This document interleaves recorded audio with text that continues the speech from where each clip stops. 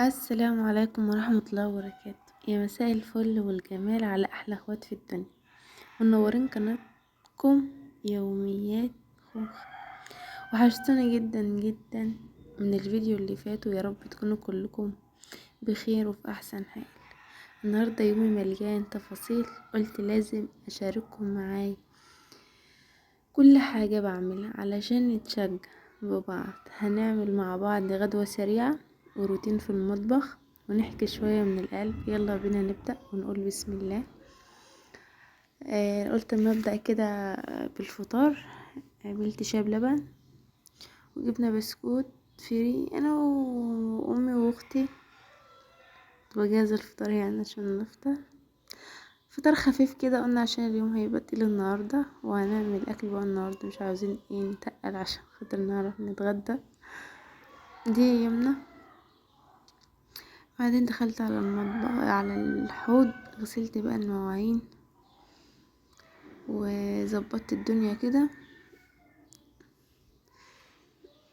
ما تنسوش تصلوا على النبي وفكركم اموات. اللهم صل وسلم وزد وبارك على سيدنا محمد وعلى اله عدد كمال الله وكما يليق بكماله. مش عارفه ليه عندي ما بتخلصش، بس لازم اول حاجه ابدا اخلص في المطبخ هو المواعين، لان المواعين لو فضلت على الحوض بتحس مهما تعملي في المطبخ ما بيروقش ابدا، لازم المواعين تتغسل. فغسلتهم معاكم كده على السريع، وقلت افوق المطبخ كده واروقه، وقعدت اغسلهم. وبعد ما غسلت على طول بقى نشوف هنعمل ايه. يا جماعه، لو اول مره تشوفوني، اول مره تشاهدوني، يا ريت تشتركوا في قناتي يوميات خوخه. بقدم روتينات ويومياتي وكل حاجه بعملها في يومي بقدمها معاكم، وبشارككم معايا فيها. فيا ريت ما تنسونيش باللايك والمتابعه ودعوه حلوه من قلبكم. ربنا يسعدكم يا رب، ويكبر بخواطركم ويرضيكم ويعطيكم حتى يرضيكم يا رب العالمين. ربنا يريح قلوبكم يا رب، وريح بالكم ويعطيكم السعادة يا رب العالمين، ويحقق لكم اللي بتتمنوه يا رب، انا وانتم وكل السامعين يا رب. اللهم امين يا رب العالمين. انتوا اخواتي والله العظيم، وزي ما انا بدعيلكم اكيد انتوا اكيد بتدعولي، لان احنا يعني اخوات في الله، حتى لو مش نعرف بعض بس اخوات في الله. بتمنى من كل قلبي تدعموني وتشتركوا عندي عشان خاطر عيلتي الصغيرة تكبر بيكم وباخواتي اللي احسن اخوات في الدنيا. بقول لكم المواعين اهوت غسلتها والحلة بقت فل. كانت مواعين كتير والله، بس انا اسفة على الاضاءة لان كان النور قاطع وهو جه اهوت، كان وقتها كده جه. فاني بحاول ما اقفش على حاجه، يعني بقول لك الجيش بيقول اتصرف، قلت اتصرف اني بقى، وقمت قايده الفلاش صورت بيه لحد ما النور جه وكملت عادي. المواعين كتيره شويه او شويتين، بس على مين بقى. غسلناه غسلناهم وروقنا المطبخ وظبطناهم. دي يا جماعه مطبخ امي. دي مطبخ امي، يعني الفتره دي انا قاعده في بيت ماما لانه جوزي مسافر وكده، لما بيسافر باجي اقعد عند بيت ماما. فانا بقدم الروتينات اللي بعملها في بيت ماما لحد ان شاء الله ما ربنا يسهل كده ويقرب البيت باذن الله، واعمل لكم روتينات بقى في شقتي برضو ان شاء الله وكل حاجه. خلصت المواعين ودخلت بقى على البوتاجاز اغسله كده. قلت ايه عشان لما اجي اطبخ واقف عليه يبقى نضيف كده ورايق، اقدر اقف كده بنفس مفتوح. غسلت ورجعت لكم على طول برضو. بس بصراحة المزيل الدهون دوت بصراحة والله العظيم ما شفتش في قوته وما شفتش في جماله ابدا. جميل بطريقة وبيشيل الدهون الصعبة بطريقة يعني ما تتخيلهاش، وبيتحط على كل حاجة على فكرة، حتى الركن، حتى على اي حاجة مثلا فيها بقعة بينحط عليها بينضفها هو على طول. كده شكل البوتاجاز بعد ما اتغسل واتلمع كده وبقى فل، النظافة بتشع منه. هنا كانت ماما جابت لنا سردين من السوق، قلت انضفه، كان المقص معصلج معاه شوية بس ظبط يعني. فنضفت بقى السردين وعملت له خلطة، حطيته فيها يتشرب منها كده عشان يبقى لحمته تبقى ما تبقاش عدبة، وفي نفس الوقت برضو اللي هي تبقى حدوقها كويس، يعني تبقى مثلا اللحمة كلها متشربة من الحدوق اللي انا عاملاها. هي خلطة كده بعملها لها عبارة عن توم وليمون و...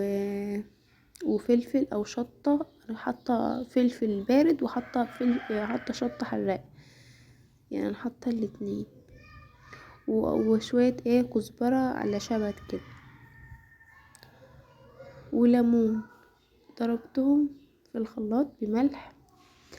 ورحت بقى بعد ما نضفت السمك وغسلته كويس، قمت نازلة عليه في في الخلطة.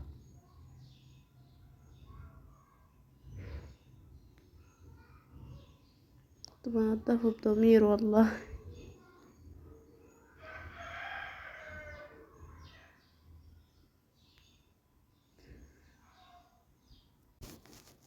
متنسوش المتابعة واللايك يا حبايب قلبي، انتوا حلوين، واكيد ان شاء الله هتعملولي متابعة وهتعملوا لايك عشان خاطر انتم اخواتي وانا اختكم برضو في الله، فاكيد مش هتزعلوني يعني، وهتكبروا بخاطري.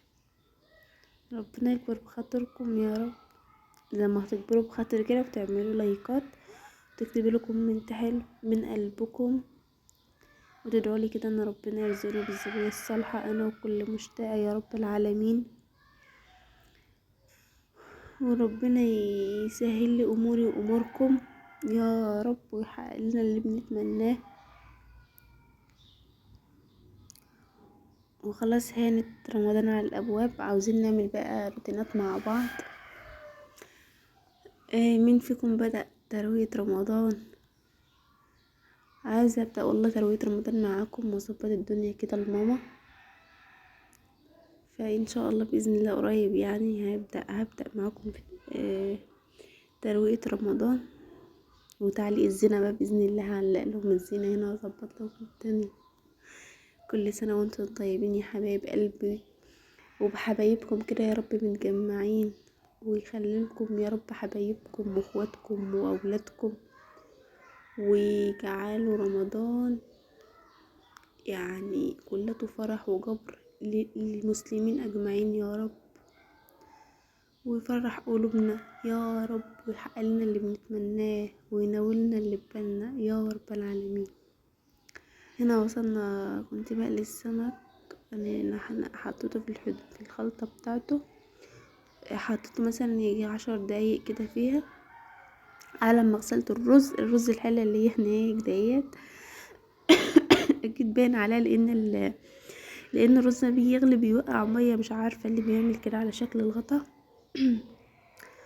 فكنت حطيت الزيت يسخن شويه على النار، وبعد ما سخن حلو قمت رايحه احط السمك عليه، قمت حطيت السمك في قلبه، حمرت حمرة كويسه وطلعت. هنا كنت بحط شويه دقيق كده واشوفه سخن ولا لقيته سخن، بس سردين والله العظيم يعني جميل جميل ما شاء الله بجد، لما جم اكلوه قالوا لا بجد طعمه حلو.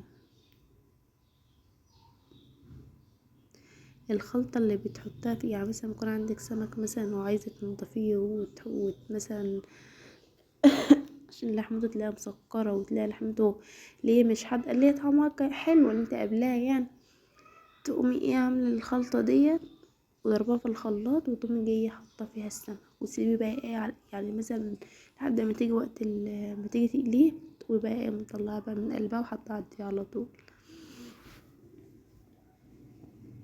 هنا السلطة كانت اتعملت، شوية سلطة حلوين يعني، حطها عليها بشر عليها جزر وفلفل وشطة طماطم و... و... وخيار. هنا كان السمك احمر من تحت، قلبته بقى.